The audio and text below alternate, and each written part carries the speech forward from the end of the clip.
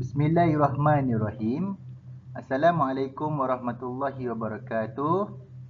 Apa khabar anak-anak budiman 6? Ustaz harap kamu semua sihat, duduk di rumah. Baiklah, kita teruskan pelajaran kita pada hari ini. Mata pelajaran Pendidikan Islam tahun 4. Tajuk yang kita akan belajar pada hari ini ialah tugas-tugas Rasul. Standard kandungan pada hari ini 3.1 beriman kepada Rasul. Standard pembelajaran pada hari ini 3.1.3 menjelaskan tugas-tugas Rasul. Tugas-tugas Rasul. Apakah tugas-tugas Rasul? Pertama, menyampaikan ajaran Islam. Ingat ya, tugas Rasul yang pertama adalah untuk menyampaikan ajaran Islam. Seperti mana maksud Rasul adalah seorang lelaki merupakan pilihan Allah yang mendapat wahyu daripada Allah. Wahyu yang Rasul dapat hendaklah disampaikan kepada orang lain. Itu maksudnya menyampaikan ajaran Islam. Kedua, menyeru manusia menyembah Allah Subhanahu wa taala. Tugas Rasul yang kedua ialah menyeru manusia ataupun menyuruh manusia untuk menyembah Allah. Tidak boleh sembah selain daripada Allah. Sebagai orang Islam, kita wajib menyembah Allah. Macam mana cara kita menyembah Allah? Dengan menunaikan solat 5 waktu sehari semalam. Yang ketiga, menjelaskan kandungan kitab Allah. Tugas Rasul yang ketiga adalah menjelaskan kandungan kitab Allah. Apa dia kitab Allah? Al-Quran. Kitab Allah adalah Al-Quran. Al-Quran diturunkan kepada Nabi Muhammad. Kandungan dalam Al-Quran menjadi kewajipan kepada Nabi Muhammad untuk disampaikan kepada seluruh manusia. Dan tugas Rasul iaitu Nabi Muhammad menyampaikan dan menjelaskan isi yang ada di dalam Al-Quran dari segi suruhan, pengajaran dan segala perkara yang berkaitan dengan Islam. Semuanya terkandung dalam kitab Allah iaitu Al-Quran. Itu adalah tugas Rasul. Mesti menjelaskan kandungan yang diterima daripada Allah, dijelaskan kepada seluruh umat manusia.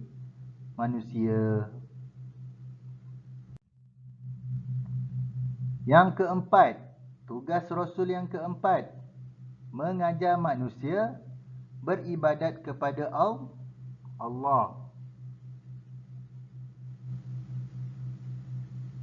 Tugas Rasul juga ialah mengajar manusia beribadat kepada Allah.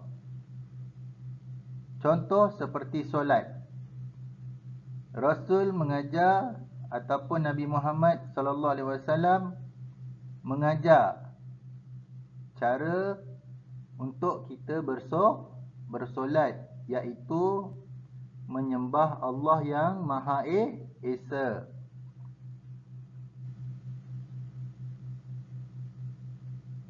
Contoh lain adalah puasa, membayar zakat. Itu semua adalah ibadat yang ditujukan kepada Allah Subhanahu Wa Taala. Manusia melakukan ibadah ditujukan kepada Allah, kerana Allah Subhanahu Wa Taala. Tugas Rasul yang keempat, mengajar manusia beribadah dengan ajaran daripada Rasul ataupun Nabi Muhammad.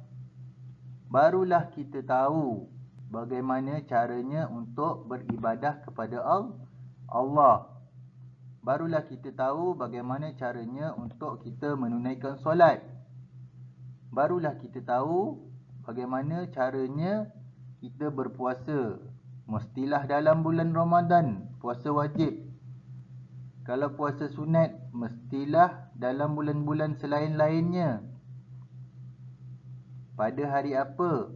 Itu semua diajarkan oleh Rasul kepada manusia untuk beribadah kepada Allah.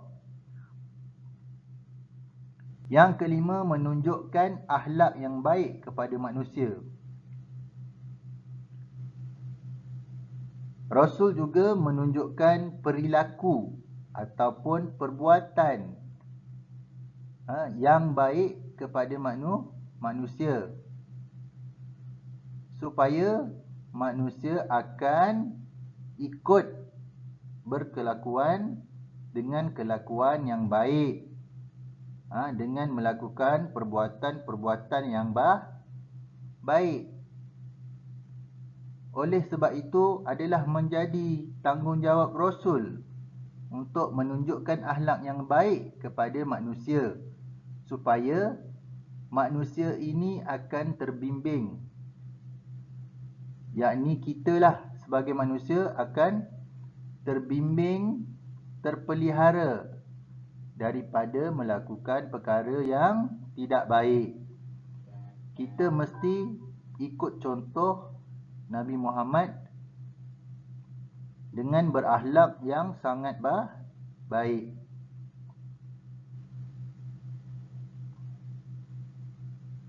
Yang keenam, memberikan peringatan dan khabar gembira kepada manusia.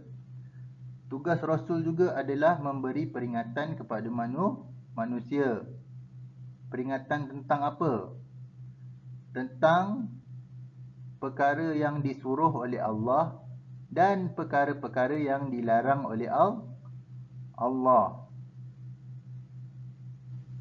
Sebagai contoh, peringatan yang kita perlu ingat, sekiranya kita meninggalkan solat, maka ada hukumnya, maka ada balasannya. Sekiranya kita tidak melakukan solat, apa akan jadi? Kita akan berdosa. Rasul juga menyampaikan khabar gembira kepada manusia. Apa dia?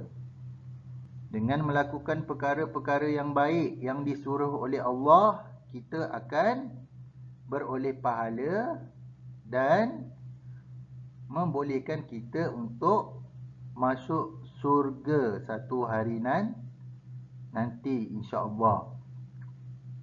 Ini adalah 6 tugas Rasul yang Ustaz sampaikan kepada kamu. Ustaz harap kamu faham dan tahu tentang tugas-tugas Rasul. Latihan untuk hari ini, Ustaz harap kamu dapat fahamkan dan kuasai tugas-tugas Rasul.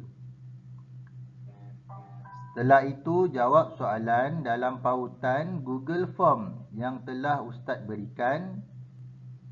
Ibu bapa juga boleh bantu dan bimbing anak-anak menguasai pembelajaran dan menjawab soalan latihan dalam pautan Google Form yang Ustaz telah berikan.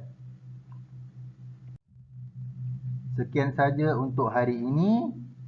Ustaz harap anak-anak Budiman 6 faham dan dapat apa yang kita pelajari, kita belajar hari ini.